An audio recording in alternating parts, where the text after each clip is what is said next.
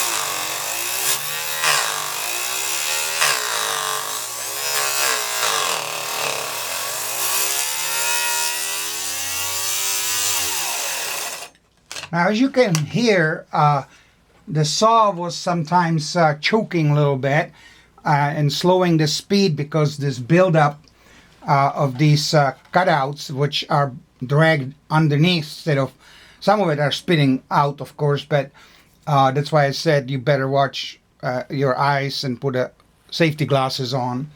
Anyway, so what I'm going to do is I'm going to clean out some of this a little bit.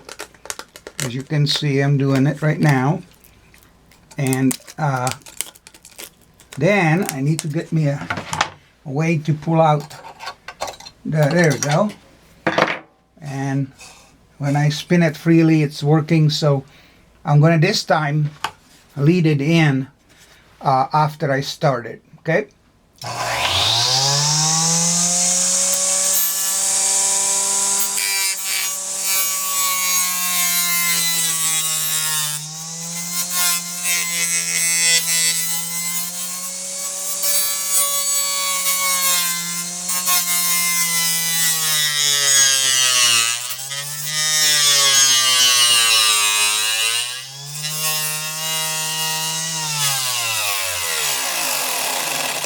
So what I did is I cut just a hair off of this side so I don't have the saw blade dragged or pinched.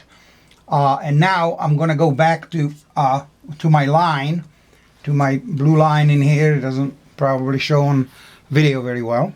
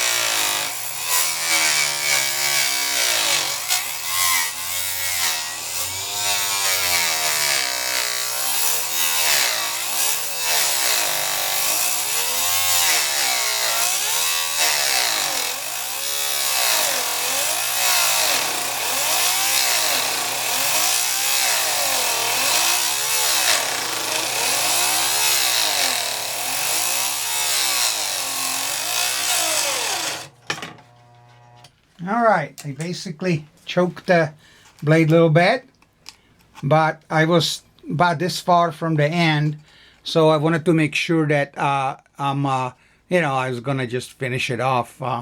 Anyway, but as you can see, it's a nice straight cut, and the reason I need a nice parallel cut is because this is going to be used as a panel for my Variac I'm building, and even though this is out of angle, I'm gonna now draw a perfect 90, and then the length, and then perfect 90, and this will cover two pieces, probably left and right, and then we'll put some, or maybe front and the back. I will find out. They're gonna be, all four pieces gonna be identical. So that's how you cut plastic, and you can actually do it with your regular circular saw. The reason I don't scar the plastic here and then put it on the edge and break it is when you're cutting off this little, what happens is that you don't have really enough plastic here. Second of all, it sometimes doesn't break very even and straight, and sometimes it busts your piece. So I spend the time, cut it, take the headache, and spitting out some stuff and brushing it off of my chest. So that's about it, what I wanted to show you about this little tiny circular saw.